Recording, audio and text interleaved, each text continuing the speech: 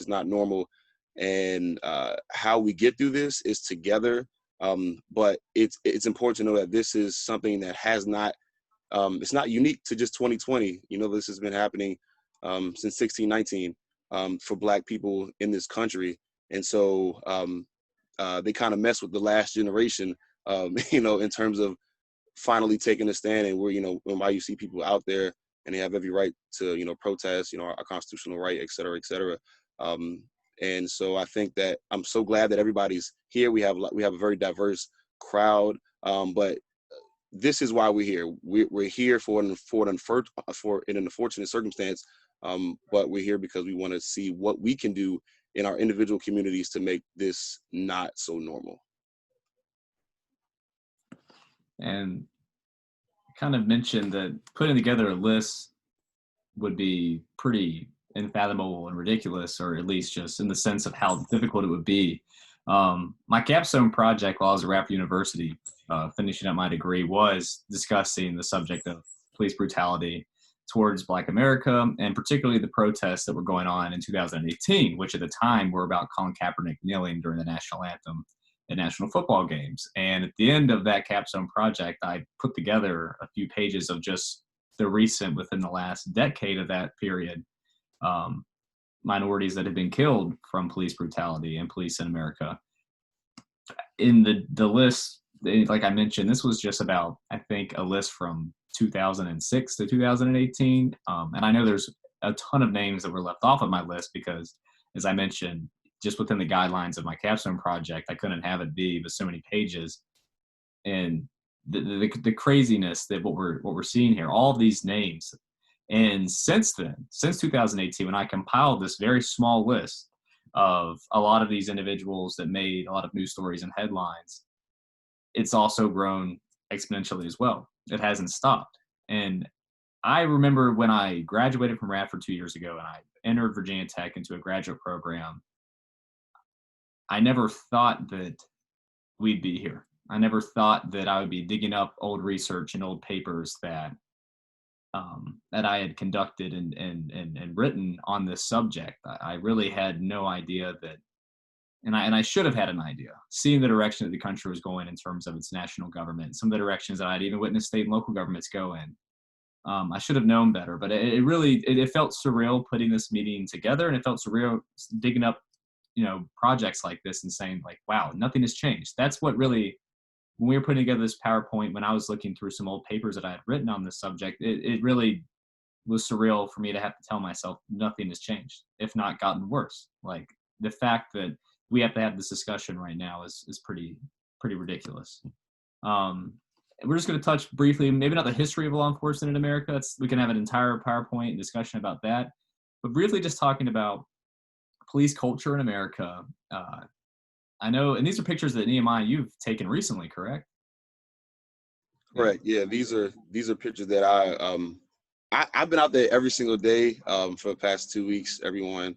And these are just, so I've been documenting, taking photos, talking with police officers, talking with, you know, organizing in Richmond. And we've been doing some great work, and I'll talk about that later. But these are some of the pictures that I thought would be important to mention to everybody. So on the left, you see that is a canister of some of the pepper spray and tear gas that was being projectiled at protesters. And this is including when protesters were being peaceful.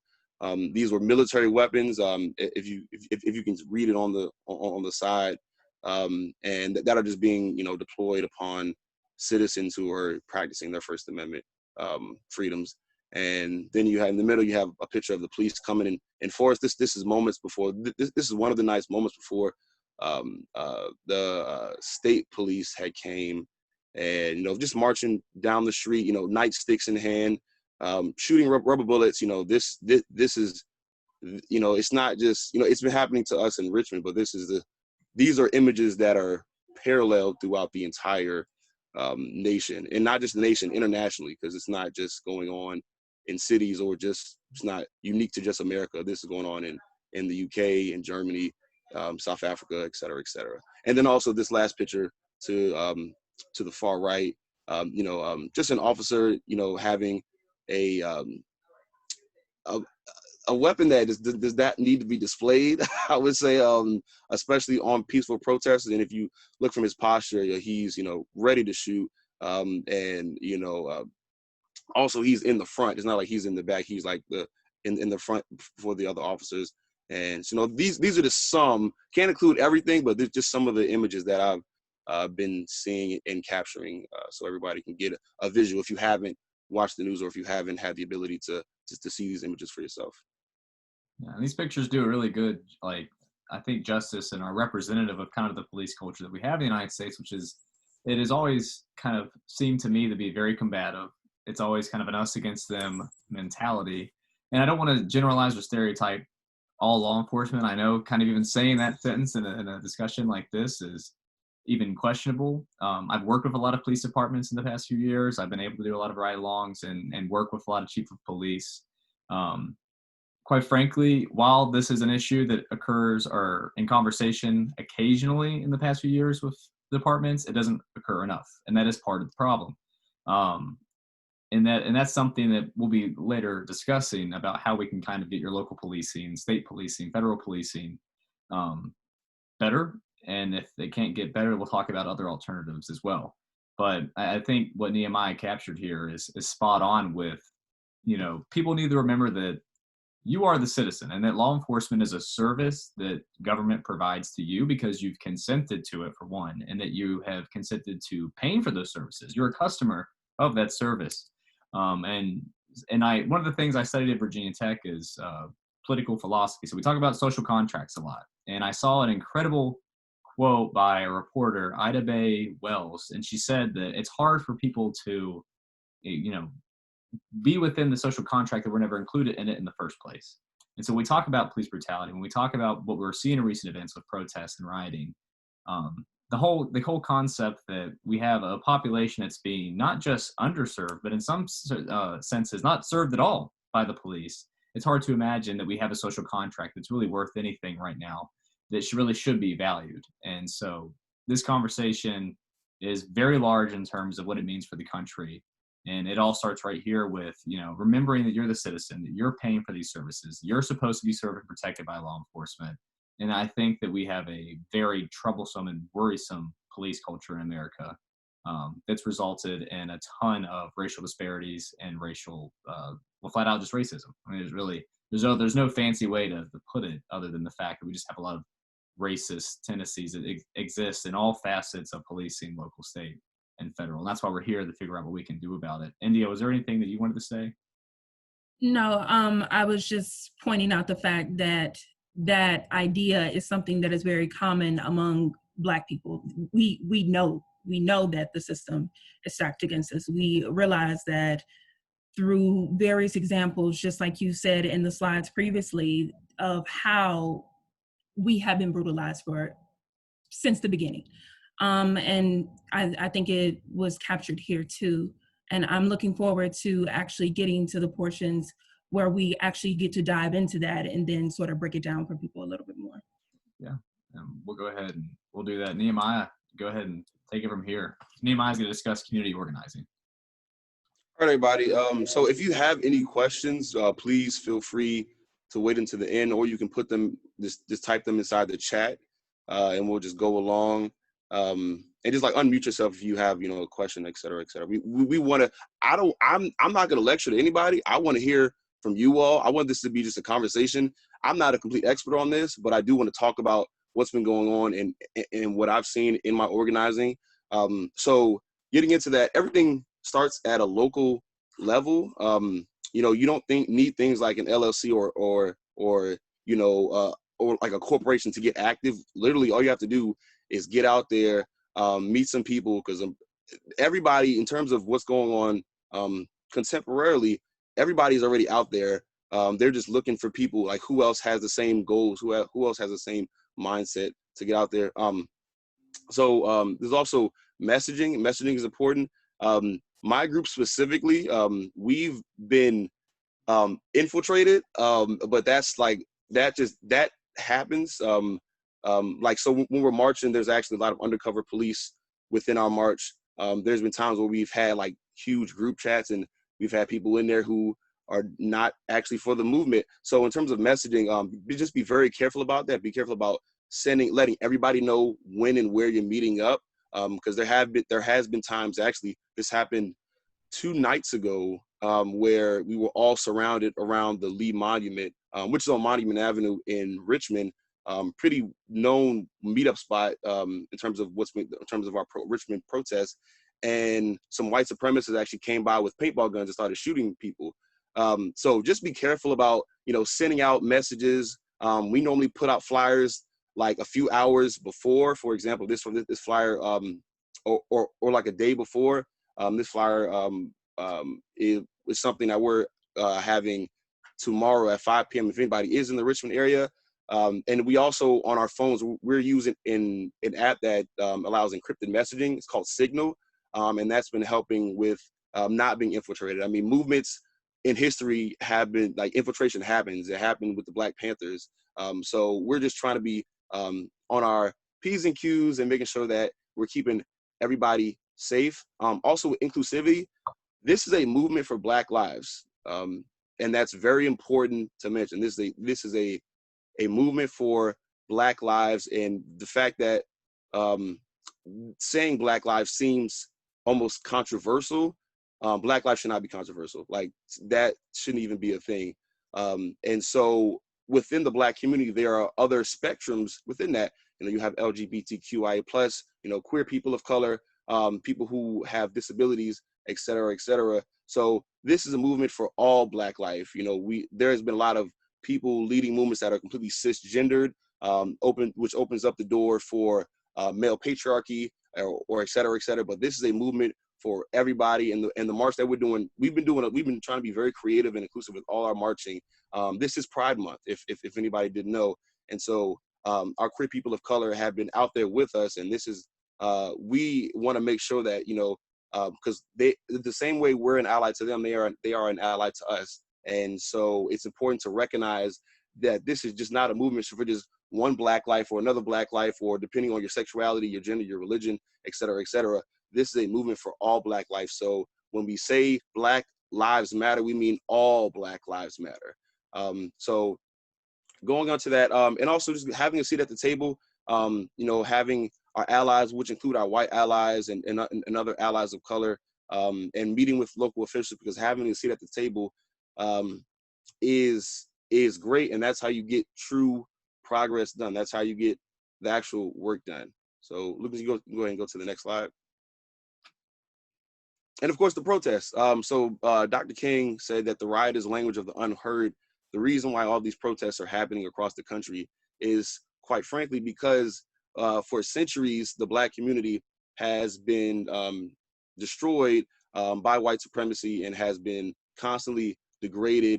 And this is something that people have just been fed up. And it's extremely unfortunate that we have to do this amidst a global pandemic. We're fighting two viruses, one being COVID and the other being racism. And this is a fight that we've been fighting for a very, very long time, since 1619, when the first 20 documented African enslaved people were brought to Jamestown. And so I want to be clear, because there has been rioting, there has been looting, but people are angry for a reason. There's a cause and an effect relationship that has come with the protests. We've tried peaceful protests, especially when you look at, NFL, for example, when Colin Kaepernick, that was a peaceful protest. And there have been peaceful protests in the midst of this, but I don't like the fact that, sometimes it's being spewed that it's just violent. We're actually out here not harming anybody. The police, like I mentioned, have been very violent to us. We've been doing like these peaceful, silent protests, and then we just get hit with tear gas, like literally just doing nothing, taking a knee, and they just start counting to 5, and then they just start tear gassing us. So there's been a lot of violence brought upon us. I'm not condoning anybody to be violent. I'm not condoning anybody to be extremely peaceful, but people have a right to be angry. People have a right to be outraged, because it is outrageous to see constantly the lives of Black people being slain in the streets. And so also want to mention that we all have a constitutional right to assemble. Please bear that in mind. Like when it comes to formal marching, yes, sometimes you do need permits and other things to have formal marches, but you do have a constitutional right to get out there and to protest a government that is not working in your best interest. I believe Thomas Jefferson said something along the lines of that. Like, if the government doesn't work for you, you have a right to change it. And so that's exactly what we're doing. But it's also important to mention that as you protest, what are we doing after the protest?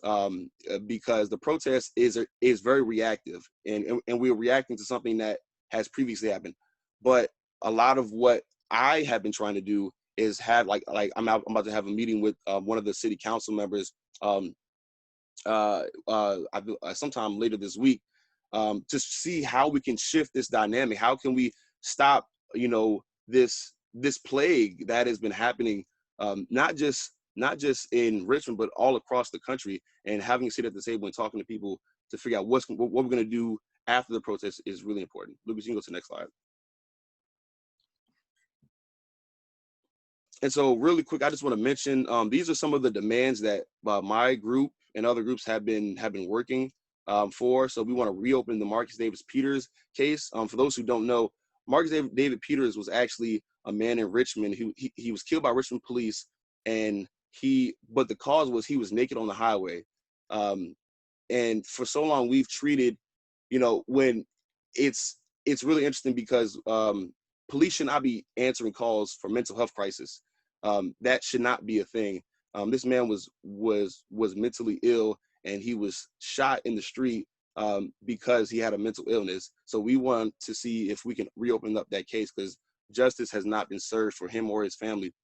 Another thing that we're working on is defunding the police. And so what that actually means, and maybe you've heard about this, we want to reallocate funds from our police department in Richmond and give that to our school system, our infrastructure, like health. Like, there's so many other avenues that money could be going to. I believe Richmond itself, our police force has like $18 million.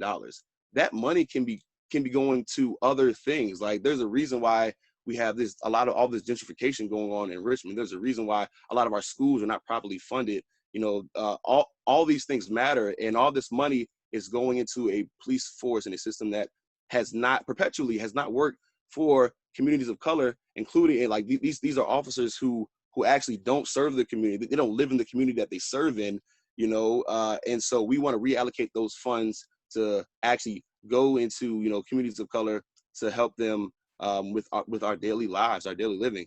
So something else that we want is the Marcus Alert System. So pretty much what that is a mandate that mental health professionals be the first responders when somebody is suspected or confirmed to have a mental health crisis. Police are often called first, and that's when we have gray areas and people end up dying.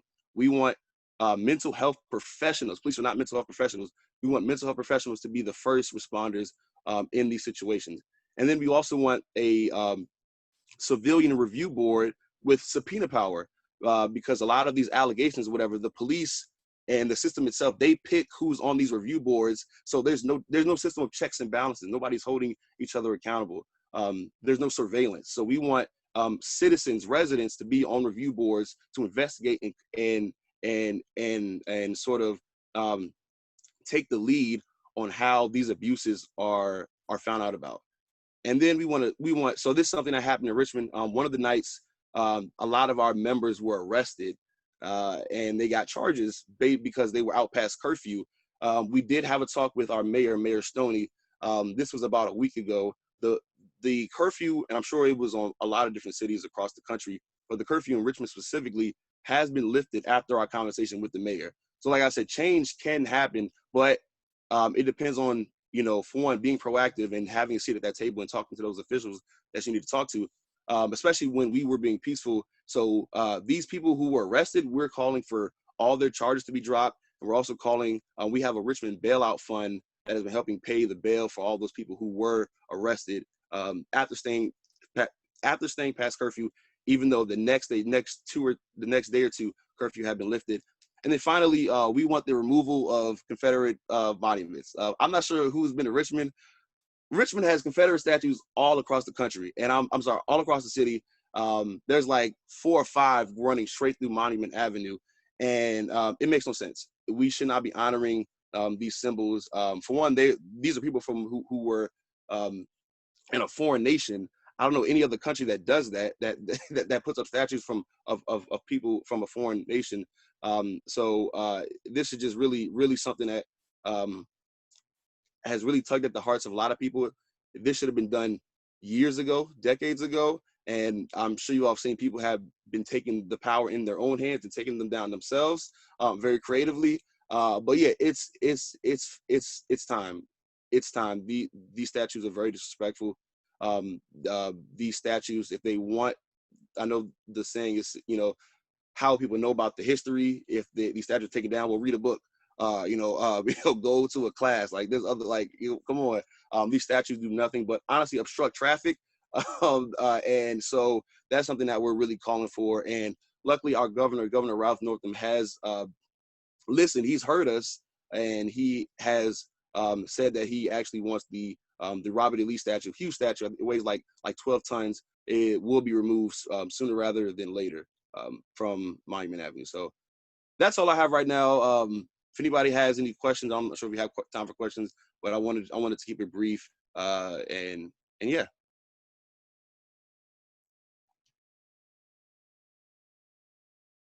All right. I guess seeing none, I'll go ahead and pass it back over.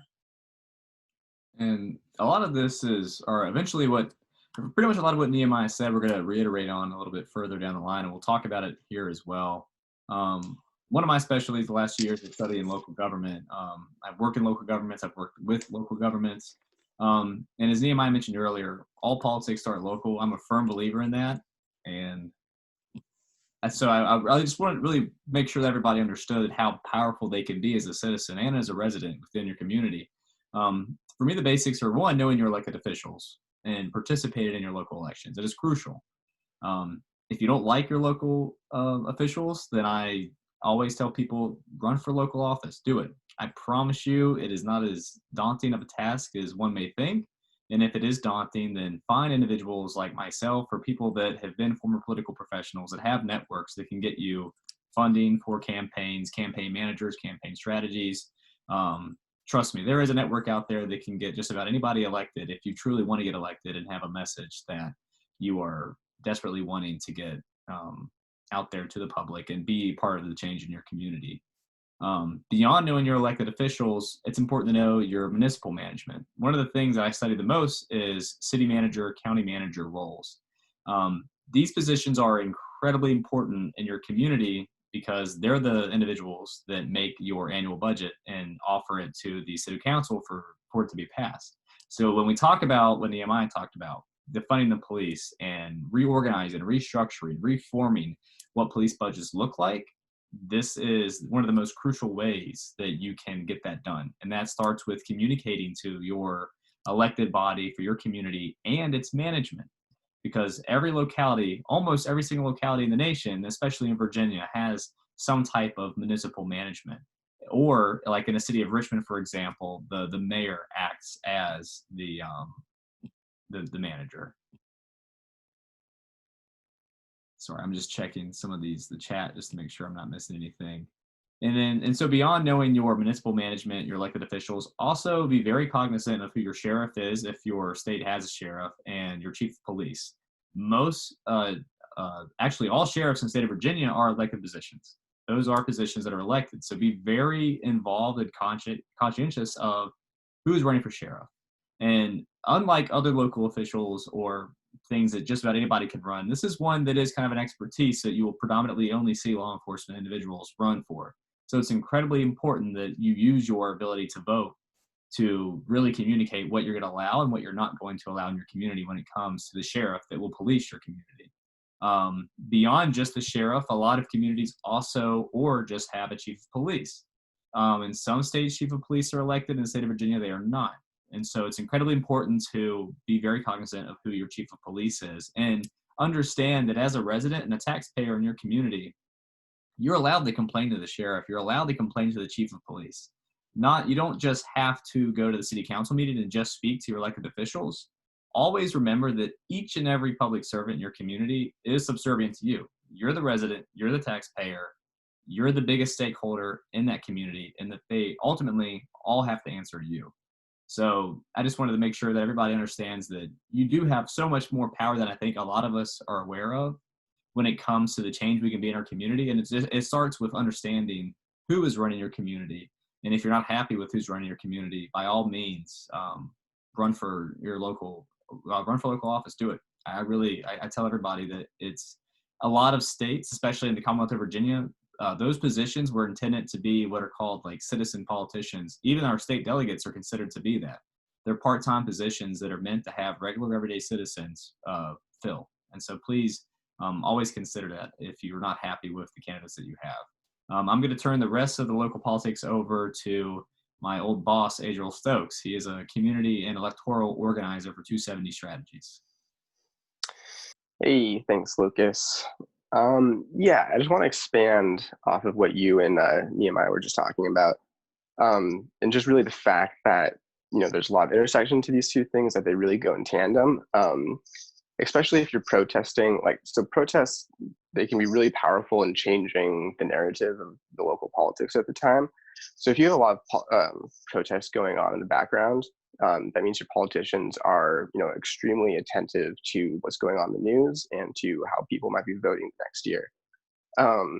So for us, and I always say this, local politics is by far where you have the most power.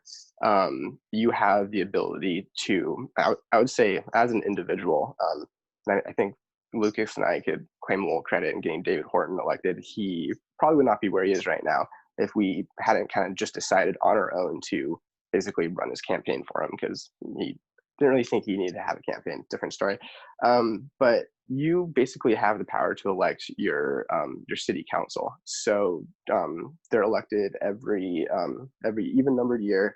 The elections happen in May, and I did this slide in reference to Radford and Montgomery County because I thought a lot of the attendees would be from there. But so coming up in May, 2 of your city council members are going to be up for election in Radford, and there's going to be a couple of board of supervisors up for election in Montgomery County.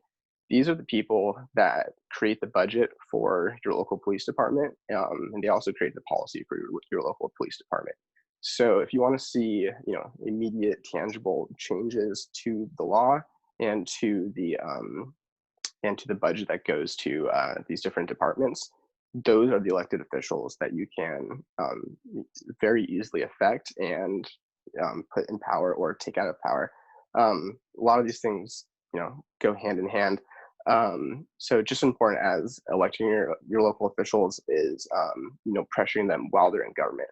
So if you go to local in Radford City Council or in Montgomery Board of Supervisor hearings, there's public hearings at every single one of these, and you can bring police reform as a major policy that you want, you know, changed on the next fiscal budget that's coming around next year. And city council members and boards of supervisors, they will 100% listen to what you have to say. Like I have on here, especially in smaller counties or in smaller cities, people don't turn out to vote that heavily for small local government. So if a organized and active and loud group of people come to them and bring an issue to their attention, they're going to be extremely attentive to listening to those complaints and doing something about them, because they know that this relatively small group of people, if they leverage their connections well enough and they campaign next campaign season, they can totally boot them out of office. So I just kind of wanted to highlight how all these things work together. You know, the protests, they change the local narrative, and they change how politicians, or the local and national narrative, and they change how politicians perceive how their constituents are thinking about these issues. So if they see protests happening everywhere and they see on social media a ton of support for this movement, they're thinking to themselves, maybe I need to change my stance on this like one issue about the police department a little bit, or there's a good chance I'm going to get kicked out of office. And just expanding off of that, you know, now's the time. The momentum is rolling. The hammer is hot. This is the issue that's in the center of a lot of politicians' focus. So doing things like pressuring your local government or campaigning next campaign cycle are going to be much more effective this coming year than they would be in the past. And that doesn't mean that they're going to be less effective in the future. just means that you need to keep the momentum rolling. But just want to let you, just kind of hit again on the fact that these things, they work together, and that the momentum is really rolling right now. So pressuring your local government has a lot of effect right now. So yeah, that's pretty much what I wanted to get out of this slide. Thanks, Lucas. Absolutely. So that's some of what we can do in terms of creating some change in our communities at the local level. Next, we have the state level. I'm going to turn it over to Matt Jones. He and I were members of the same cohort at Virginia Tech getting MPAs. Matt is who I consider my personal kind of legislative guru at the state level. So I'm going to let him take over. Yeah, hey everyone. Like Lucas said, I'm Matt. I'm by no means an expert about any of this stuff, but I wanted to be on today and help out and let y'all know what y'all can do at the state level. So the first thing is what I would say is to identify who your state representatives actually are, because a lot of people aren't aware of who their delegate and state senator are. I was actually just talking to my brother the other day, and he said something about calling Ben Klein's office, and I said, no, don't call Ben Klein's office. We're in Chris Head's district. So that's something. That's the first thing you need to do. Virginia makes it pretty easy. They've got a handy website called Who's My Legislator, and if you put in your address, it'll tell you it'll show you the district line. It'll show you both your state senators, Kane and Warner. It'll tell you your state senator. It'll tell you your state delegate. So that's a really good tool. Similarly, the House of Delegates and Virginia Senate websites have contact information for all your representatives if you want to get in touch with them. And things you can do in order to get in touch with them. You can call their office. You can send a personal email or letter. And I say personal because while this wasn't a state legislator, I worked in Warner's office as an intern. And I would say that personal letters have more impact than there are these services that, you put your phone number in, put your email in, and they'll send out a pre-written message to representatives. As someone who received and went through all those messages, I can tell you that personal messages have a whole lot more impact than the pre-written ones. And on the state level, you can also schedule meetings with your representatives. This is a little harder because Virginia has the shortest legislative session in the country. It only runs from January to the end of February, sometimes longer, with special sessions if the governor calls them. So there's a limited amount of time to do a whole lot of things. So you can schedule a meeting, or you can go to committee meetings. Because I feel like a lot of people don't actually know that you can attend these committee meetings. Now it involves getting to Richmond, looking at the schedule, figuring out which committee meetings are hearing the bills that you want to speak for or against. But when I was working at the General Assembly for Virginia Tech this past session, every now and then, if there's a very good testimony for or against a bill, a senator or delegate will make a request for the citizen who spoke for or against it to get in touch with their staff to have a meeting with them. So going to Richmond and attending committee meetings could be very helpful. And other steps, I said the committee meeting thing. With everything going on, it wouldn't surprise me if there's some sort of lobby day pushing for police reform in the upcoming session. I didn't get to add it to this slide because I looked at the news after I was finished with it, but Speaker Fillercorn has said that in the special session that's coming up this summer, that the House means to introduce police reform legislation. Now, I'm not completely sure what that's going to look like because the special session is probably not going to last that long. But that would be a good opportunity for a lot of people to go and actually speak for that. And another thing I'd say is to pressure legislators, even if they might disagree with you, because I can tell you that my state senator and state delegate probably both do. I'm intending on contacting their offices anyway. But one state senator comes to my mind right off the bat, and that's Senator Bill Stanley. I'm not going to give my personal opinion on him because we'd be here all day. But he frames himself as a criminal justice reform guy, big time. However, I can tell you that he probably isn't too keen on police reform, even though those two things are very much linked together. So pressuring someone like him, who has styled himself as this criminal justice reform guy, would be a good step in actually getting that message out and giving representatives with an R next to their name a feeling that this is what the people want. And to Lucas, you can go to the next slide, I think. Yeah, so I wanted to give a background of kind of what happened in the 2020 session. I was a little bit more tuned into education policy, but I tried to keep up with some other things when I could. So the big criminal justice reform bill that came out of this session was the decriminalization of the possession of marijuana. We all know that this disproportionately affected a lot of Black communities. And while the decriminalization of the possession is good, there were a couple amendments that could have been added onto the bill that failed, which is expunging past offenses and forbidding officers to initiate a search because of the smell of a drug. Parole and expungement of other offenses. There were two bills around that, and those both died in the Senate and were put on to study for 2021. A mandatory minimum sentencing bill died. The abolition of the death penalty was delayed, and several lawmakers are drafting legislation, involving police misconduct for special session or the 2021 session.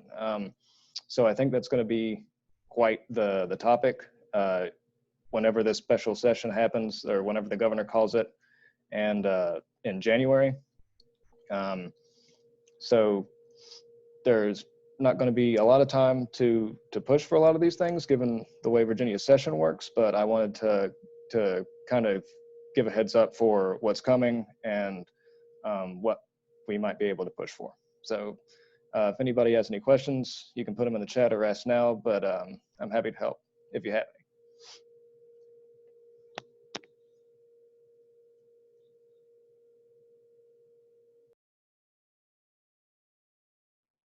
India, do you want to do this part? I know we talked about maybe you want to touch on the national politics real quick. I literally just texted India. I was like, can you do this part? Because there's a lawnmower going off beside my apartment right now. That's very loud. But India, do you want to touch on this? Yeah, I can for you. I know that a lot of our slides are based in Virginia, and I am realizing that a couple of our friends who have joined us today aren't necessarily from Virginia or live in various areas. I just want to put out a plug, regardless of where you live or which state you may reside in. I'm happy that we have a range of people. However, there are channels that you can go through to find your information, and that I strongly suggest that you do so while looking up your local governments, or your state and local officials online. The first things first, as far as Virginia goes, June 23rd is the Virginia presidential primary. I know that I have already gotten a slip in my mailbox so far telling me that my polling station has shifted. So that may be a common thing that is coming along for you guys. So please make sure that you are, one, checking your registration, that you are registered, and then two, also making sure that your polling place hasn't shifted due to COVID-19 or other various concerns, okay? The deadline for requesting a ballot by mail is Tuesday, sorry, Lucas, I can't see it. You're good. No, June 16th. Absentee voting ballot ends on June 20th. And then, of course, the actual election is going to be November 3rd, okay? I don't need to stress this, but I gladly will. It is important to vote on every every platform that you have, every opportunity that you have, but in particularly when we are speaking in terms of national politics, we cannot, and this is my personal opinion, but we cannot survive 4 more years of the administration that we have had, from the various rollbacks that we have had, of just all the progress that we have made during the years prior, just the lack of concern for Black and brown minority communities. This situation is a testament to that. Please, ladies and gentlemen, do your part to actually go out and vote and advocate in any way that you can to help vote, whether that is becoming someone who is helping people at the polling station. I know the mess in Georgia, even though that wasn't on scale of like our general election that is coming on November 3rd, it was a snapshot of what that is going to look like. Okay, what happened in Georgia can happen in any other state if we are not doing our due diligence to make sure that our officials are having a platform for all people and all minorities to exercise their right to vote. Voter suppression is a real thing. I will be happy if you would like to talk off screen about that. I have some concerns pertaining to that, but we can spend an entire session on it. But yes, you can go to the next slide, Lucas. Gotcha. And I think Adriel is logging off at the moment for some job-related stuff.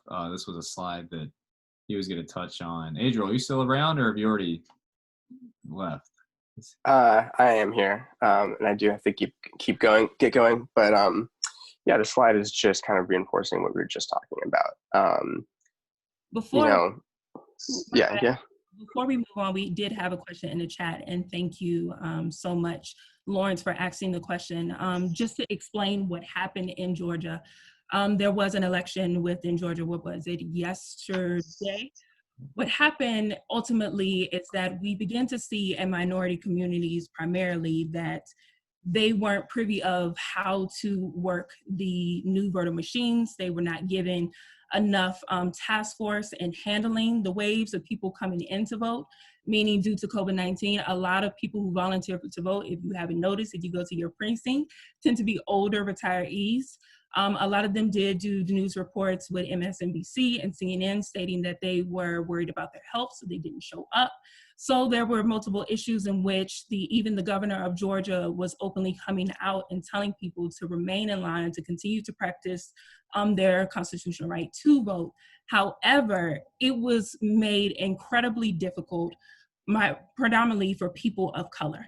And for areas of people of color. I remember seeing a news interview where there was a caregiver who worked in the geriatric profession who stated that when she took her senior to go vote in a predominantly white neighborhood, they were in and out in 7 minutes. However, when she got home to actually practice her right to vote, it took her over 2.5 hours just to get to the front of the line. Those are many ways in which we do see voter suppression, where you may see abundance of affluent machines being able to be used in richer neighborhoods, where you have more so broken down in impoverished neighborhoods, where just at any stop we'll go. Again, please reach out to me if you want me to dive into the details of how voter suppression actually works within this country. But yes, there were many different barriers that people of color had to face, or people in low income areas had to face in Georgia's election this week. Sorry, I didn't mean to interrupt you all. No, you're good, and you killed it. You were good. Adriel had to leave. He left his contact information in the chat if anybody wants to get involved with 270 strategies, or just reach out to Adriel about how to do electoral organizing. I'll speak a little bit on behalf of Adriel and electoral organizing in general. Myself and my old roommate, who is also on this call, John Register, him and I both worked for a nonprofit that organized electoral efforts, specifically for progressive candidates. This type of work is very important. It's important to do, and it's also important just to understand that you don't have to be an organizer in this sense. What matters is that you just do your duty as a citizen and vote. So it's just important to understand about knowing when your election dates are. It's as simple as Googling, or just text your friend that you know keeps up with politics and just simply ask, when are the federal elections? When are state elections? When are local elections? Always find a way to get yourself registered. And if you have any questions about registration, go to your municipality or your community's website. For example, I live in Radford. I just go to radford.gov, and there will be the department that deals with registration and voting, and just simply contact them. Or again, just use whatever resources you have in your network or your friend group about what it takes to get registered to vote. Volunteer for people or candidates that you like. I think that's incredibly important. Working in politics for as long as I did, I can tell you that campaigns simply don't really exist without volunteers. Rarely do they have the resources to fund positions that the type of work that volunteers do. So it's incredibly important that if you want your candidate to be successful, please volunteer for them. It's a crucial actual part of campaigning to be able to have volunteers. So always be pretty much willing to volunteer for your candidate. And the last part, when we talk about beating the drum on police reform, there is a whole theory in public policy studies called agenda setting and kind of like windows of opportunity and the streams theory of policy making. Right now, and I know more so than in my lifetime, and I was born in 94, and I think since 1968 civil rights movement, I think this is the biggest window of opportunity federally, state, and locally for a massive paradigm shift in policing, culturally and structurally and systematically, that I've ever witnessed. And as someone who has studied the subject historically and someone who is involved in it now, it is, I think, crucial that we all mobilize right now. This is the opportunity for us to set the agenda and tell legislators at all three levels of government that anything you try to do that is not related to reforming law enforcement in America is a non-starter, is a no-go from the citizens that elect you. So if there's a candidate on your ballot that is not interested in police reform, then don't be interested in voting for them. If there is a local official who's not interested in changing or the law enforcement in your community, make sure they understand that either you will run against them in office and you'll beat them because you'll have the resources to do it if you have the right people in your corner, which if you have all of us, we'll find, if we can't do it for you, we will find people for you who can. Or just simply let them know that you will organize an electoral effort against them. So always understand you have a lot of power as an individual and as a citizen, and that you set the agenda. You vote, you're the voter, you're the taxpayer, you always set the agenda, and never let your politicians forget that. Always make sure they understand that you're the one who sets the agenda. And right now, this is the best opportunity for us to set the agenda and pretty much make sure that if we're going to have a discussion, a political one, or anything about government in general, it's going to be a discussion about reforming law enforcement in America. And then we have the big discussion right here, reforming law enforcement in America. What does it look like? At the local level, demanding that your local legislators review and reform the use of force policies that pertain to law enforcement in your jurisdiction and community. That's step one. Communicate with them and let them know that you may not feel safe in your community, and so that they have a right and duty to make sure that they do that. And so it is well overdue for municipalities to review their municipal jurisdictional codes when it comes to the use of force policies. Push your elected body to create community engagement initiatives that allow opportunities for input and feedback.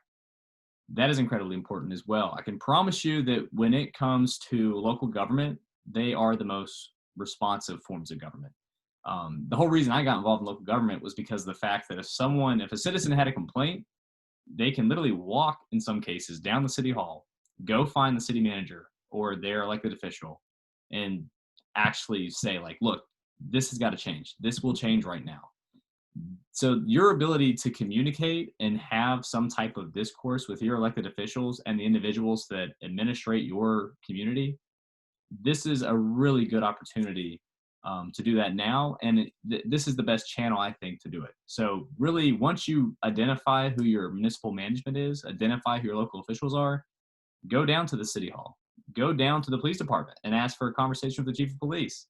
If he's not in or she's not in, find a way to communicate your priority list, because you're the taxpayer, you're the citizen, and ultimately it's your priorities that are the most important. Ensure that city budgets reflect public programs and services that your community desires. And this is a huge one. Nehemiah touched on this earlier. In public budgeting, there's an entire new movement about citizen-made budgets where city managers and bureaucrats, and I hate to say it, individuals that have studied subjects like that I have, are going to stop making the budgets, because and this is a great example, there's a lot of communities that are predominantly filled with minorities that have white men as their city manager. And that white man may be very well out of sync with the realities that those communities have. And they're not a good representation of the desires and the needs and the wants of that community. So it's well overdue that communities dictate where their money goes and taxes. So this is an incredibly important thing we've touched on. When we talk about the funding of the police and restructuring, reorganizing, reforming what police looks like, this is incredibly crucial. You get to decide where the money goes in the budget. You get to tell the manager where it goes. You tell the elected officials where it goes. And so make sure that this is one of the most prioritized kind of things on your list. Other things you can do. Request that your community's local government review and reform its municipal codes and civil service rules. These are one of the most direct steps. These are some of the easier things to change. It doesn't take a whole lot. Some of these things don't even have to be voted by city council in certain cases and just simply have to be adopted by your management of your city or your county or your town. So go to your local government and suggest that I would like that, or you've already reviewed the municipal codes and civil service rules when it pertains to law enforcement in your jurisdiction and say, these aren't good enough. These don't focus on racial biases. Like these don't focus on the issues that are important in our community right now. And so let them know that we need these updated and that you simply are not going to be a resident or you're not going to pay the taxes to this place. You'll simply find another community that does prioritize your want and needs, and that simply these are some quick ways that you can start changing things immediately. So ask for an update, ask for a review and a reform of just municipal codes and civil service rules. So everybody, and for those who aren't aware what those are, it's just simply the guidelines that the individuals that work in your community, all the way from a custodian to the city manager, those are the rules and kind of the code of ethics that that individual has to follow in your community's government. That's what municipal codes and civil service rules are. Request that your local government disassociate itself from police unions. Police unions are a huge part of this problem, and this is a little tricky because some states have legal protection for public unions to exist. Some states do not. In the state of Virginia, Matt and I were talking about this earlier. I don't know if we ever found the answer, but we're going to find it because there was some legislation in the works when it comes to public unions and their legality. But request that your local government disassociate from those police unions. Minneapolis Police Department has disassociated itself from its police union. So we know it's possible. We're seeing local governments realize that police unions are way too strong. And even for people who want to argue the bad apple argument within the police force, even if you can fire that person, which is incredibly hard to fire them if they're protected by a union, that union will most likely get them work at another jurisdiction. So police unions are a huge part of the problem. And I can tell you right now, they're one of the strongest political actors in the entire country. They give a ton of money to political candidates and they have a ton of power. And so it's important to ask your community and say, I'm not going to be a resident in this community if its law enforcement is associated with police unions. Request that your community's local government establish an independent or separate department that acts as oversight for local law enforcement. This is an incredibly important thing that can be done at the local level. Obviously, we can have more independent oversight at the larger levels of government, but I think it's important to ask your local government about whether or not it's possible. And even if it's not possible, then find a way to get it done, to have an oversight or an independent committee that reviews police misconduct and local law enforcement interactions with citizens in general. And then lastly, the last thing you can really do at the local level is request that your community's local government enhance the hiring standards of local law enforcement. That is one thing that they can also do. Each locality, for the most part, as long as it is within Title VII, has the ability to stipulate what type of standards it has for its public servant personnel. Law enforcement goes under that category. So it's important that you go to your local government and say, I really don't think the standards are high enough for a law enforcement officer to operate in this community. I would like them to be higher. And so I think that's a really important thing. I know that we talk about databases of police misconduct. That's in the Democratic legislation that's being referred to. Suggest that your local government creates a database itself too, and make sure that it's screening candidates for any police misconduct, because that slips under the radar all the time, because some legality issues and police unions make sure that officers don't have to share misconduct at all times. And another thing, lastly, is a lot of law enforcement and public personnel have performance reviews every year. Not all of them do, but most of them do. Ask that your local government has criteria related to racial biases and racism in general that's related to performance reviews. misconduct in general, brutalization of citizens, anything that you feel is important in this conversation to put into reality, try to make sure that your local government includes that into the performance review of officers every year, because that's going to make it easier to terminate bad officers who are clearly violating their oath to serve and protect. And so that's all I have at the local level of what we can do to reform law enforcement. And with the state and federal level, what I'm going to dive into is things that we should be doing, or in my opinion, ways in which we can help create reforming the American law enforcement system. I will say though, like Lucas was saying and so many others said at the beginning of this particular section, we do not want to lecture to you, but rather this wants to be a conversation. We're not talking to you, I want to talk with you. And when I say that, I did ask her before, and Patrice, my daughter, my dear, I know that she is a Black woman in the police force, and I would love to hear your take on this. Just how exactly do you see that playing out? I know you are at the local level, right, Patrice? Yes. So from the local level, before we move on to suggestions of the state and federal, I just want to get how all of this is affecting you, and then what does, reforming our system look like to you? Okay, so first things first, I want to thank you guys for having this discussion. It's really important. The whole thing to me has been very impactful. Like, it's been very detrimental. I don't even know where to begin.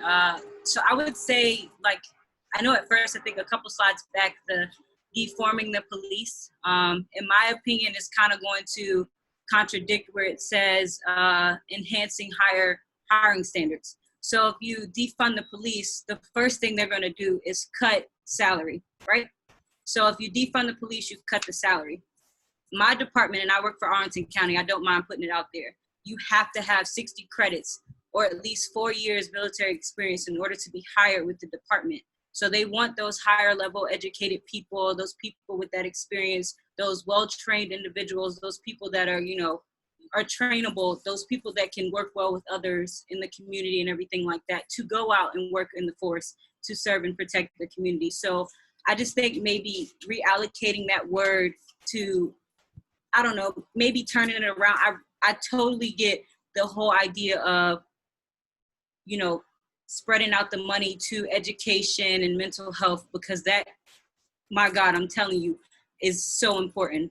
Us not responding to mental health calls, guys, I can't tell you how much of a percentage of calls that I go to that are mental health calls. I can't say for any other department about what they do, but I can speak for mine.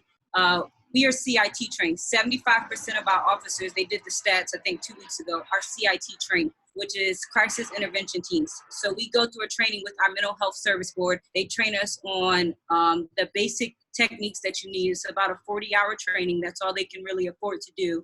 And we sit there, we go through scenarios and the techniques, the wording, the phrases, and everything we need to do to learn de-escalation techniques, to learn, how do you talk to people that are going through a mental crisis or just going through anything, and, just how to talk to people in general. Those words you work on a day-to-day basis. So we also adapted, Arlington County actually adapted this program. They got federal grant money. It started actually last year, where they asked our CSB to come and do ride-alongs with us. So it's one CSB member per shift. They will ride in onto calls and answer those calls, like you guys said.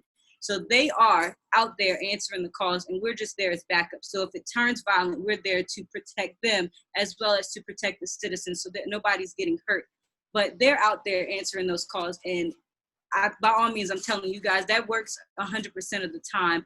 It does help a lot. But with COVID-19, unfortunately, they had to scale back because they're not allowing us to do ride-alongs. And I think that if we can reform some of that and change some of that wording, and maybe not just send them by themselves to those calls by themselves, but allowing us to ride in and they ride with us. They have radios, they listen to our radios, so they ride with us. I do an extra overtime detail once a month where I sit in DHS, which is the Department of Human Services. And if we call it an EDP call or a mental health call goes out where somebody is in crisis, and an officer is on scene and I'm with a DHS person, myself and the DHS person responds to that call with the other officers. The other officers stand back and they let us do our thing.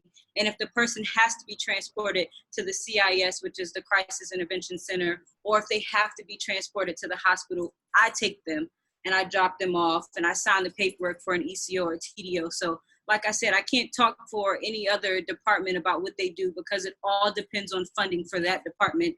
And fortunately, Arlington County is very highly funded because it's one of the richest ones up here. So maybe reallocating that word to just figure out how we can word that properly, because once we start moving money too far is when, I can't say the word bad apples because it's not even bad apples anymore. I don't even know what it is. I don't even know the word. But once you start moving that money, it just takes away from that training that we really need. And that CIT training for me was very important. I really hone on that training. Like I use that every single day. And I know you guys didn't mention it, but some of the other defunding programs that they're talking about, like taking away our rifles or taking away our shotguns, just thinking about the instances where we have to respond to a active shooter. I had to respond to an active shooter situation in a movie theater. I can't respond with a 19 9mm pistol and they're shooting with a AR-15, you know what I'm saying? So that to me kind of hurts. So my job is to serve and protect. So if somebody is actively hurting one of you guys, my number one priority is to come and make sure you guys are okay. So I can't do that with a 9mm weapon. So maybe reallocating those words to make sure that, you know, the reform is correct and we're making sure that everybody has the right resources with education and mental health and funding just all across the board. Because as you can see right now, the states can afford it. If they can afford to give us hazard pay during these last 4 months, they got the money, they can let it go. They don't need the money, they're just holding it back. So that to me is important. For you guys that don't know, your local police department's policies are public documents. They are online for you to read. Read those documents, guys. Read those documents, okay? If you have not read them, read them. They are updated every so often. They have to go through and read them. They have to revise them. You can see when they're revised and everything like that. So please, please, please read those documents. Police unions. I don't disagree with disbanding police unions and qualified immunity. But police unions, to me, they kind of help us out if we have internal issues. So if I experience like a sexual assault misconduct, or if one of my coworkers, per se, is being racist towards me in the department, and it happens in the department, I can go to my union and tell them, hey, this is what I'm experiencing. What can we do about it? So it's not only just for those qualified immunity type things and the other things like that. There's some other very strong things that they fight for us for. Like right now, it's a battle between us and the county board because we want body cams. We have been arguing for body cams for the last 6 years. And so our union has been fighting for that with the county board. So it's stuff like that that our union does for us that's not only for qualified immunity. By all means, get rid of qualified immunity. Fight for that to be gone because you need to hold us accountable if we do something wrong. Our job is to serve and protect. If we cannot do our job correctly, we don't need the badge. If they can't do their job correctly, take it from them. There's no point as to why they should hold a position where they're out here protecting and serving the people and they can't protect and serve the people. I mean, India, do you have any other specific questions you want me to address? So no, go ahead, Nehemiah. I wanted to open the floor for everybody else before we dive into potential ways to reform at a state and federal level. I wanted to hear from, and if anybody else is in law enforcement or has any background in it, please use this opportunity to speak up. Because if we're having a discussion on how we are going to reform moving forward, I want to make sure that there are multiple voices that are being heard in this particular session, okay? But I'm sorry, go ahead, Nehemiah. So when I mentioned in earlier, Patrice, and to everybody pretty much, defunding the police. So if anybody doesn't know, the police, the allocated bill so police get $100 billion. That's the budget for the police in America, $100 billion. And what I'm saying is that money that could be going to training or et cetera, I can't speak for your own department, and I'm glad that you all do, but for the hundreds and thousands of other police departments that don't have that, that's the reason why we're seeing this loss of Black life everywhere. These police are being brought and asked to answer calls that they don't have training for, and these are areas, you know, that where we can have non-violent specialists like social workers and mental health workers that should be called, when in all actuality we've been having police and other people who are violent or are trained in that way to answer calls that they don't necessarily need to be trained in. Like, we can have some, like, that's where I'm saying that money could be going to social work. That money can be going to welfare. That money can be going somewhere else. Somebody else who's able to provide a non-violent solution to these avenues. So that's what that's what me and my organization and other protesters say when we say that, you know, we're calling for defunding the police, because for so long it just hasn't worked. It just hasn't worked. I can't speak for all, right. And I can't speak for all departments, but there's something that keeps, like, this keeps happening, and the budget continues to rise with each passing year. I think in New York alone, the budget for police went up like 22%. And you know, that money could be going elsewhere to people that need it. So that's what I was saying, and that's what I meant. And that's what my organization and others are calling for, defunding the police. Really quickly, guys, before we move on to the next point, there were just a couple of questions on, can we speak more about what is qualified immunity? We will definitely share out this PowerPoint to whoever wants it. I included a hyperlink to qualified immunity where it's going to give you this long Cornell definition of it, as well as where did it arrive from for particular court cases, if you want to look at that. But ultimately, and then Patrice, please, and whomever else would like to join in, because like we said, this is more so a conversation.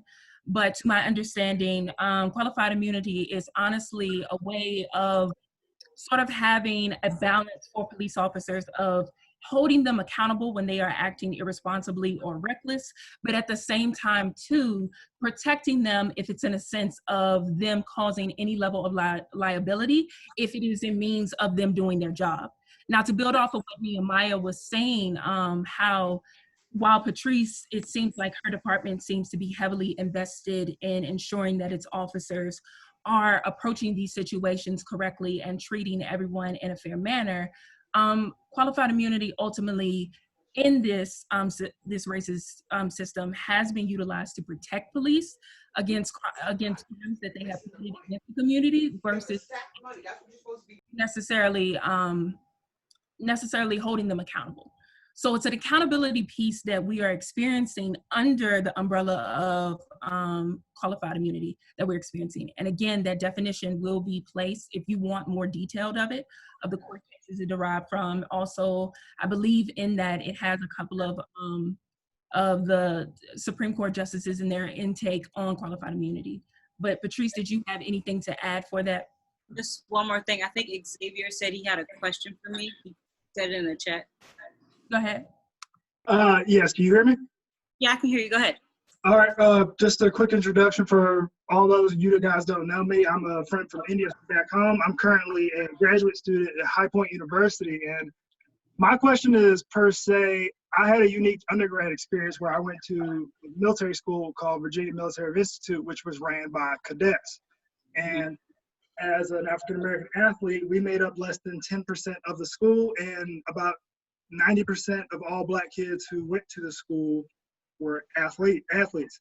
So we noticed when our school is cadet run, so it's appointed by within officials, and we noticed certain kids would come to school there, and this is equating to the police force. Some school people come there to get power over people, to essentially, I guess you would say, like, they want positions that they can assert their power over people that either they feel done them wrong before, or I guess you would say they would essentially would be in positions to tell us what to do. And I've noticed we have police force there too, and other military affiliates. And I noticed that our school and also the military people we did, they didn't do a good job of scoping those people out before they got into the positions over us people. So we had a lot of problems with race, and we're still going through a lot of problems with race currently at the school, if you guys wanted to look up on it. But I was just wondering, since you're in the police force, how do you guys potentially scope out those people who, per se, I guess you would say, you could tell they want the job not to protect those in the uniform, but as a way to have some sort of power because they feel like they're powerless? I don't know if that makes sense, but. No, it makes sense. I understand. So, I actually work in HR too, so I'm like a dual role person. I have like many hats in the department, but so I know we do like I call it a personality test. And I think for me, the personality test actually shows what kind of person you are. So it'll show if you're power hungry, if you're just there because you want to control people. And that right there, the department's already like, okay, you're too far out of the range. If you score under the certain thing, they're like, nope, your pal's gone. You didn't even pass on to the next section. Well, if you're a good test taker and you know how, and people are lying on the test, because I mean, that's a possibility too, and you make it all the way to the interview process, then they start asking you more questions about like scenario-based questions and everything like that. I don't personally sit on the panel, so I don't know how that goes, but I can tell you how the FTO process goes, which is field training, and how this 23-week academy process goes. And if they see, like, we do scenario-based training, like it's completely reality-based training, 100%, like they give you a scenario that happened on the street and they're like, okay, here's 2 role players, they're acting it out, what do you do? And if you are completely ball busting the whole thing and it's like, what's going on? Like you have never talked to people before, you're just power hungry, ready to go hands on, throwing people down to the ground, they document that. It's documented. If you keep doing it, it's documented. You become to fail. They let your agency know. And it's up to your agency to determine what you do. You get a sit down, they talk to you about it. They're like, hey, what's going on? If none of that works, you're gone. I've seen plenty of people out the door because they failed the whole scenario-based training. So if they are power hungry and all that good stuff, and it's just completely terrible, they're gone. Now, if they are able to pass through all that, and like I said, are lying and faking it all the way through, I'm not too sure how they see it, but it eventually will come out. I can say now, because the disclosure is gone, we've had one guy with the department, I was doing field training, that, you know, he went too far. We all said something, the supervisor was there. Within 24 hours, he was fired, gone, no qualified immunity. My man was out the door, no job, no nothing. He didn't get anything, he's gone. So I don't know about any other department, how they work, but our IA investigations are quick. No matter who you are, they don't care what rank you are. If you are power hungry, you are violating policy. If you are violating someone's rights, that is the first thing. The Constitution, any of that, you are out of the door. They do not care. I mean, qualified immunity is one thing, but Constitution violating someone's right, that is totally different. And police brutality is totally different. So all of that is like wiped out of the door. So I've seen that firsthand. I mean, I've only been on the department for less than 2 years, and I've already seen one person gone, and that's the only one I've heard about. I haven't heard about anybody else. And of course, people just probably aren't talking about it, but that's all I've seen. Go ahead, Andy, did you have something? No, I was just going to say thank you both to you and Xavier for asking your questions and then participating with this. Because again, like I said, this isn't a session where we wanted to talk at you, but more so talk with you. And can I ask India one question? Yes. So just a little clarification on Qualified immunity. Police. Okay. I'm sorry. No, go ahead. My internet is lagging a little bit. Okay. So with defunding the police, how does that go hand in hand with accountability? Does that fall into the qualified immunity that we were just talking about? Because I think I'm having a hard time seeing how, which I support fully, defund the police, get the right people out there to handle situations, but those people that are still in the police, how are they held accountable regardless? So first thing that I want to address is when we say defund the police, I know that it has a lot of negative connotations toward it. And a lot of people are instantly jumping to the board of, yes, we are taking funds, but more so we are allocating those funds to additional resources that can, one, help the police better do their jobs and respond to situations correctly. I personally don't believe that that has to do with the accountability piece behind it. I think that that is something separate that the entire all of our police agencies, all close to 18,000 of them, have to come together and they have to normalize and norm what we want that to look like and what exactly we as individuals and citizens want that accountability piece to look like.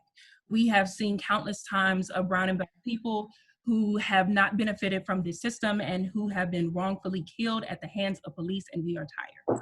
So that accountability piece, I wouldn't necessarily say goes into the defunding aspect of it, but rather we as a society holding those who are in power and these police agencies up to par and accountable. So I wouldn't say that they're necessarily inclusive with each other, but yeah. Gotcha. Real quick, we had a question from Lawrence. He had asked what you were talking about earlier, Lucas. So maybe you'll be able to answer this. But he asked, how can we, when you're talking about police unions, he asks, how can we start to attack these police unions? Yeah, and I was going to actually talk to Patrice about that. First, it's nice to meet you, Patrice, and thank you for coming. And also want to thank you for doing your job and serving and protecting communities. I think it's incredibly important. I hope people realize, particularly law enforcement, that I don't want them to ever feel demonized or unappreciated. When my first internship with local government, I did some ride-alongs with the police department. I immediately realized that that is an essential service that is part of local government. So I do want everyone to realize that.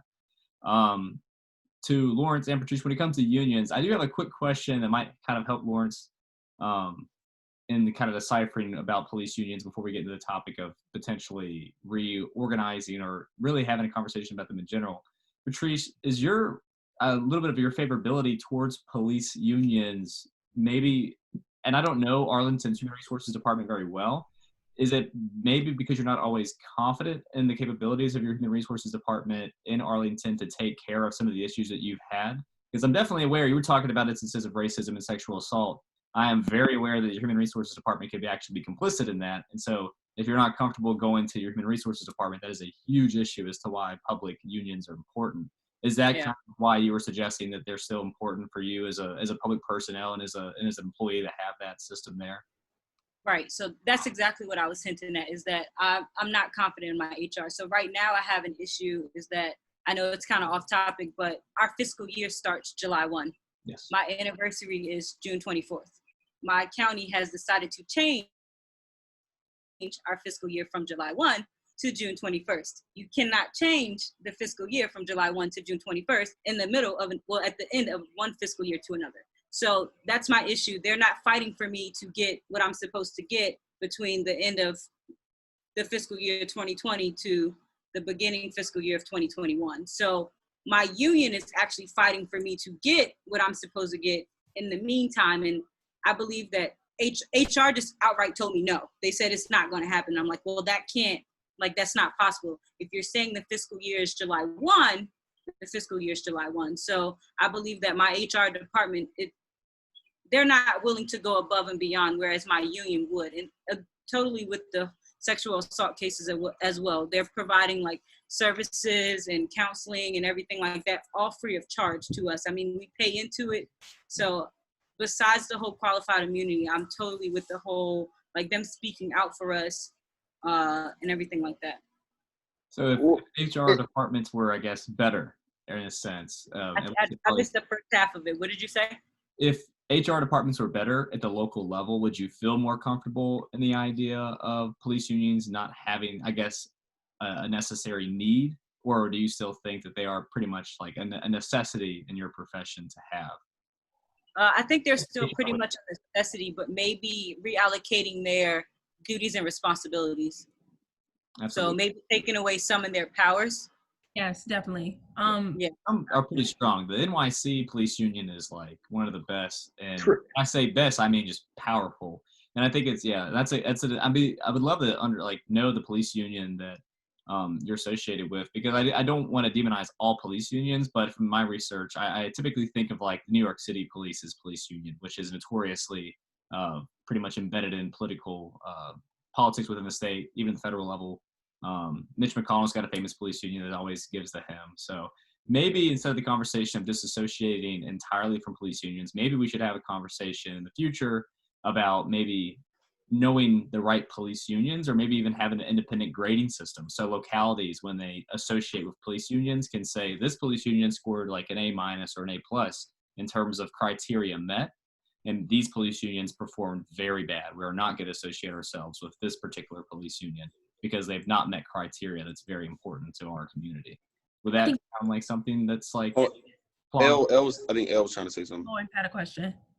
No, that Lucas was actually answering the question that I wanted to. I should have narrowed my question more. Like you were saying, I was at the New York Police Union. I think they had a press conference the other day, and you just hear them continuously spewing the stuff that we're protesting against, right? And it's just like, yes, and I believe people should unionize, but at what point for our civil servants should we take back some of that power? Because we shouldn't be arming our police officers like they're about to go into war. We shouldn't, have our police officers doing these type of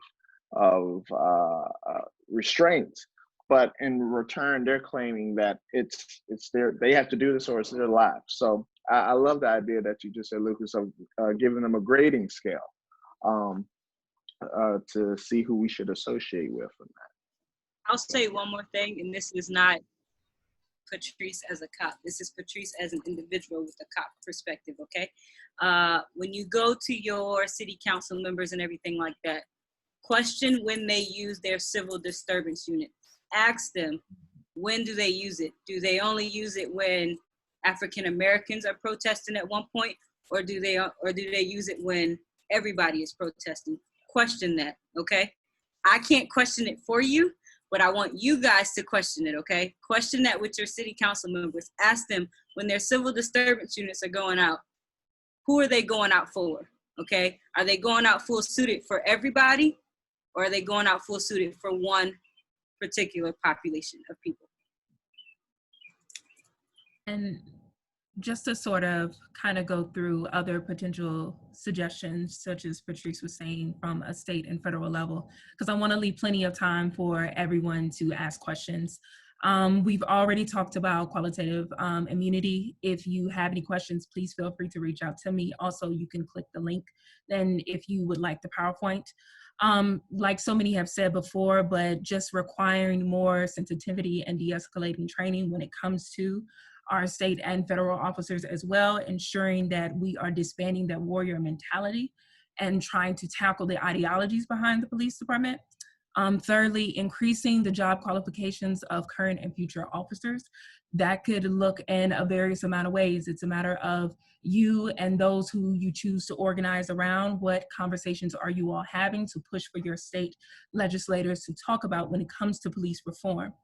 And then finally, reconfiguring state and federal enforcement funding. Like so many of you have said already, it all boils down to that dollar bill. It all boils down to where that money is being allocated and how it is being used. I saw in a news report before where someone was just making the comment that it was sad when it came to COVID-19, you had doctors and nurses scrambling, trying to get the masks and the supplies that they need. But when it came to riots and when it came to looting, you saw police in head-to-toe armor geared, ready to go out of the gate, and had everything that they had and need for a situation that didn't even prompt that. So just ensuring that we are allocating those funds to the proper places. And then, like we've said in both the different slides were pertaining to how to advocate at a local, how to advocate at a state, and then how to advocate at a federal level, making sure that you are getting involved, okay? Which I think that local level is where you can make the most impact. However you choose to get involved, please know that this is for the long run. that it's not a matter that you can just write one letter and think that things can be solved. It's not a matter that you can go to city council and have one conversation and think that things can be solved. Honestly, the powers that be are anticipating that this movement will only last a couple of weeks and it will die down, or the news cycle will circulate to something else. It is up to us and our community to ensure that we are continuing to push this agenda forward and what we want. The iron is hot right now. If you looked in February, when it comes to criminal justice reform, that has always been on the ballot, but it hasn't been taken as seriously. We have the iron is hot, so I say that we utilize our voices and actually get it moving. At the bottom, again, if you would like the PowerPoint, please reach out to one of us. We will get it to you.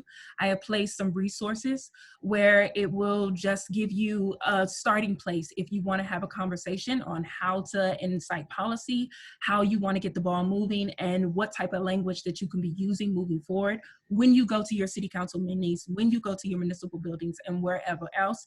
Before, at the bottom are a couple of sites where you can go to create and adopt that language. Lucas, you want to go to the questions page. And guys, like I said, and I cannot reiterate this enough, this is an open discussion. I really enjoyed the moments where many of you were inserting your ideals in this conversation, okay? None of us profess to be experts. None of us profess to know everything that is going on, but collectively as a unit, we can come up with solutions that will benefit our communities as a whole. So with that being said, we're going to open the floor for the last few minutes of our Zoom call for you guys to ask questions, for you guys to add in any suggestions or any things or any takeaways that you've had from this session. Yeah. Real briefly, I just want to thank, if everybody can just thank India, Nehemiah, Matt, and Adriel. I could not have done this without them. Like, literally the first person I called, I was back home, back standing on my porch, and I called Nehemiah and I said, dude, we got to do something, or at least try. And this is how we're going to get the ball rolling, is just have people talk with one another. And the only thing I want to say in the open discussion thing, beyond thanking them for helping me do this and thanking everybody who attended, it means the world that you guys showed up. Please share this with your network, and we're just going to keep growing this outward. It's important to include everyone, as India reiterated a ton. It's important to include everyone into the conversation. We can't give up on anybody. And we have to include everybody who is a stakeholder. And, you know, the fact that we have Patrice here shows you that don't ever paint an entire group of people under kind of one guise. And right now, law enforcement is getting the brunt of that. And the last thing I'll say is that working in local government like I have, working with police departments like I have, the important thing to remember that I created a performance review system for a small locality in Southwest Virginia. The first thing I did was benchmark good police departments. And so it's important to remember that the law enforcement agencies and officials out there, they're the ones that we need to benchmark. They're the ones we need to point to and say, they're the ones that we want more of. That's the agency that we need more of. Those are the things, those are the ideas. That's the type of policing that we want. So it is important that we include everyone in the conversation. And so Patrice, that's what I wanted to mention, is that it's important that we utilize each and every person that we can in this conversation and make sure that we're benchmarking what we want. You know, we can't just have, you know, we can't just fight against things. We have to fight for things. And so if we want to fight for better law enforcement, we have to know what that looks like. And so identifying and kind of benchmarking, that's a terminology we use in local government, benchmarking what we want. And so when we see good policing, we know when we see it, let's identify that and let's get more of it. That's all I really can say. So yeah, the floor is open. Anybody and everybody, feel free to speak and say whatever you like. So I have a question. And it's for those who've been protesting out there, Nehemiah of India. At what point, and I want to go back to the point you just made, Lucas. You said that the police, they're taking a lot of we're generalizing the police. Yes. And I kind of agree with that, and then I kind of don't. And I just want to know you guys' opinion on at what point do we look at the police as a system, but then also recognize the humanity of that individual police officer who is standing there on the front line. Because I don't know if you've seen the video of the one National Guard member who was from DC who started chanting with the protesters. So I'm just trying to gamble with myself. At what point I hate the system. The system itself is bad, but I also have to remember some of these people are, all of them are human. But I have to look at their human side and wonder, are they actually with me or are they not? Are they just following orders or are they not? Can you talk about that dynamic and your opinion on that dynamic? Speaking in terms of when protesting and when getting out there and how I necessarily feel, I'm ultimately in a place of caution because that trust has been broken for so long, and because I just don't know compared to the police reports that I have seen. Now, personally, I have never experienced that, but have I seen it? Yes. And so with moving in a term of caution and then also trying to do my best to understand that on a personal level, on an individual level, Patrice is a great officer and she is there to protect and serve. But then I have read too much and I have studied this entirely too much not to know that the system within itself has been stacked against people of color since the very and your Black experience helps to add to that as well. It was created to stack against us. So when approaching police as a woman, as a Black woman, it is with caution. And I do my best, and I am not perfect, to try to individualize every police officer that I come in contact with and not to have that bias that is there. But that is something that I am consistently working with because, again, like I've said, I've read entirely too much. I've seen entirely too much. And I've not personally, but in my family, have experienced firsthand how it could be like. So it's also important to note that the first form of policing in America, they were slave catchers. These were slave catcher vigilantes who went to mostly northern states and would capture slaves and bring them back to the South. And that's why we get laws such as the Fugitive Slave Act of 1850, which made it legal for these vigilantes to go out and capture slaves. So that was the first form of policing in America. So we have to have that conversation if we're going to talk about where the police came from and where it is now, because it is very systemic. This was a system. When we ask why it doesn't work for us, this is why it was not supposed to work for us. The policing has always been inherently biased, and there has been racism within police departments. Now, of course, there are officers out there who don't subscribe to that narrative, and I'm a huge advocate for more community policing, and we need more people of color behind those badges because that creates empathy in these very dangerous situations, where you are able to look at somebody's humanity and understand their situation better, rather than just putting your knee on their neck or shooting them within the first 5 seconds or 10 seconds, however you want to call it. So I think that there needs to be humanity from police, but also we have to realize, like, citizens killing police is not that's not really a big issue. The issue right now that we're talking about is the Black lives and the countless Black lives that have been slain from police officers. And we understand that, yeah, these might have been situations where there maybe was some criminal activity occurring, but does that de facto mean that they have to die? Does that, so there needs to be humanity from police officers looking at, because you're a human before you're a police officer. The whole Blue Lives Matter thing makes no sense because there are no blue lives behind that badge. You're a person, and we're not out here fighting for a job. You can switch vocations. You can switch your job. I can't switch my Black life. That won't ever happen. And so it's important to know that if you're going to protect and serve, then protect and serve, and don't have inherent or implicit biases towards brown and Black individuals, because that further creates divide. But as I mentioned earlier, the divide has always been there. So I think that more community policing needs to happen. And I always try to, when I'm out there, I always try to talk to the police officer, hey, blah, blah, blah, whatever, and, et cetera, et cetera.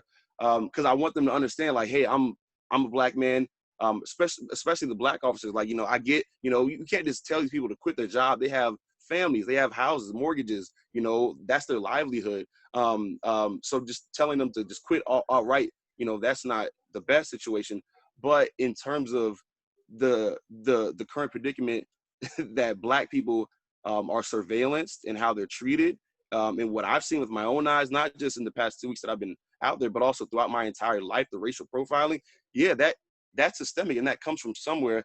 And so that creates that cause and relationship effect. And that's why we're seeing what we're seeing today. Thank you. Are there any more questions, comments, concerns, any suggestions how to move forward? Like I said, again, we aren't necessarily experts on this particular topic, but we are invested in building up this community and addressing this problem. So if you guys have any suggestions, any questions or anything, please feel free to speak them out. Feel free to Is the contact. person's name Nishant? Is the person's name Nishant, last name Glover? Yes, Nishant. Yes. Yeah. Hey, I'm here. How are you? Hey, did I answer your question? You did. Yeah. Sorry, I just misheard you. That's why I asked the question, but since it clarified, we're all good. Okay. I just wanted to make sure I answered your question. Appreciate But you. just like Nehemiah said, just so everybody knows, I'm forever and always be a Black woman, no matter where I have on the badge. I take the badge off. I'm a Black woman. I grew up in downtown Newport News. They call it bad news. The hood raised me. My parents raised me. So the hood is never out of me. I always know where I come from. But y'all, I'm out here to serve and protect you guys. I know the disparities that we are facing. I know the injustices that are out there. Y'all, I see it every day. I'm fighting for you guys every day on the inside. But if not me, then who? If not when? If not now, then when? Okay? I just really wanted to say that. Okay, guys?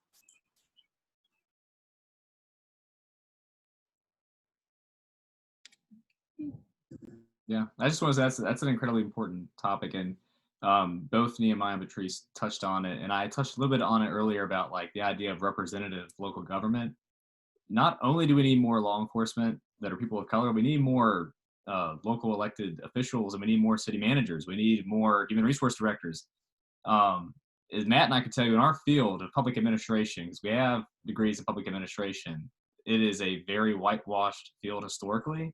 And these are the individuals that are responsible for creating your community. Then we've got a serious problem. So when we talk about systemic issues and kind of the structuralism that exists, we've desperately have got to get more diversity, not just in law enforcement, but in kind of all facets of government, especially local, because we have too many communities that are, of color that have too many white men that are leading the charge and determining what they get in terms of their services and goods. And it's just, it's unacceptable, and quite frankly, it's definitely part of the issue. So that's another thing. Please, if you're early in your educational career, picking an occupation, I really harp on joining public service, whether it be anything from law enforcement to public works to city planning or municipal management. Please consider that as a profession if you're a person of color, because we desperately as a country need more diversity in those careers.